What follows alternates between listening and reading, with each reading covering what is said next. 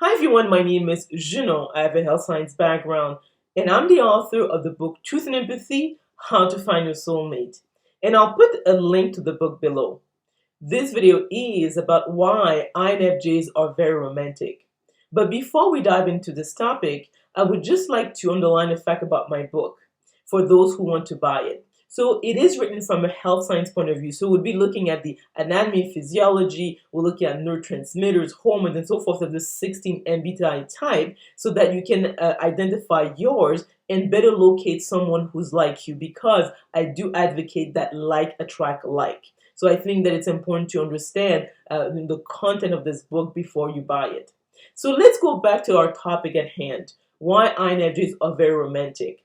One main aspect when it comes to personality types is to know if a person is right brain dominant or left brain dominant. People who are, just like the INFJ, right brain dominant, are people oriented and they put emphasis on their relationships. So that's one thing. And the INFJ, being an intuitive feeler, the theme of their life is spirituality and meaning. And what they want ultimately in terms of a partnership is a soulmate. So they want to bond on a number of levels. So they want to bond physically, emotionally, intellectually, spiritually with their mates. And they tend to be very monogamous. In the case of the INFJ, because it's an extremely rare personality type, if by some miracle they stumble on someone who's like them, they're probably going to put a lot of effort and energy into maintaining a healthy relationship. And the other aspect is that because the INFJ has extroverted feeling as its second function, it means that they are automatically a judger. So in other words, FE is always combined with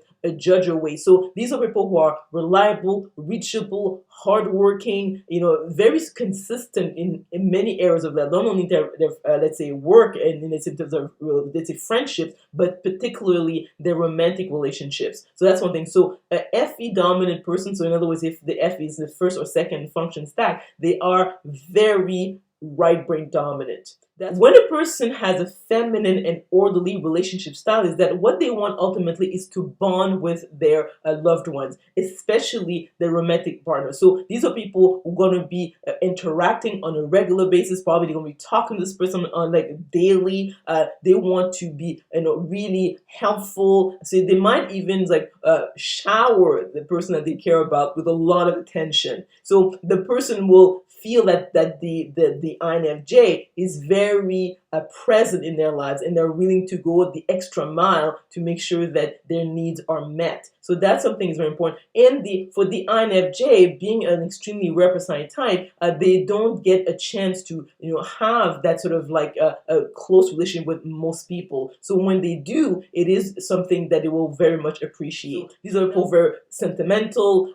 They're probably going to keep, let's say, any type of item or a present or letters, anything that reminds them of their loved ones. They're probably going to cherish that. So it's not so much the monetary value of these items, but what it represents. So it's sort of like they like to have these reminders of people they really care about. They tend to underline special events, for example, a person's birthday or Valentine's Day or Christmas or any event that was meaningful to this person. They will make sure that they underline it with, let's say, a card or a present. So they want to make sure that the person they care about knows that they thought about them. So they will want that relationship to last for many years to come. So the INFJ is really looking for the one. They're not looking for a fling or something that they know doesn't have a future, because the INFJ, having introverted intuition at their first function, are very much about the abstract future. They're always looking for, okay,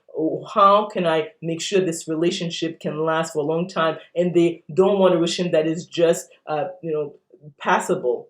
The INFJ is very romantic because they are intuitive feelers. Intuitive feelers, ultimately, they're looking for a soulmate. And the theme of their lives is spirituality and meaning. So, in other words, they're looking for to bond with their partner from a physical, intellectual, emotional, and spiritual level. And because the INFJ is a feeler, but they have FE as their second function, it means that in terms of their relationship style, it is feminine and orderly. And these type of individuals really want to bond with their partners. So they want to be present, they want to be supportive, they want to really interact on almost daily basis with the people they care about, especially their romantic partner.